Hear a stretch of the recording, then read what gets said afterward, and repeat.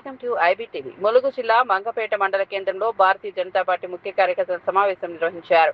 మండల అధ్యక్షుడు రావుల జానకిరావు ఆధ్వర్యంలో జరిగిన ఈ సమావేశానికి జిల్లా అధ్యక్షుడు సిరికొండ బలరాం, రాష్ట్ర కార్యవర్గ సభ్యులు బూక్యా జవహర్, రాష్ట్ర ఎస్సీ మోర్చా అధికార ప్రతినిధి గుగులోతు స్వరూప, జిల్లా ఉపాధ్యక్షుడు జినుకుల కృష్ణాకర్ హాజరయ్యారు. ఈ సందర్భంగా సిరికొండ బలరాం మాట్లాడుతూ నెల 10వ తేదీన సికింద్రాబాద్ పరేడ్ గ్రౌండ్స్ లో నిర్వహించిన ప్రధాని మోదీ బహిరంగ సభకు మంగపేట మండలం నుంచి భారీ సంఖ్యలో కార్యకర్తలు, మహిళలు, యువత పాల్గొని విజయవంతం చేయాలని పిలుపునిచ్చారు.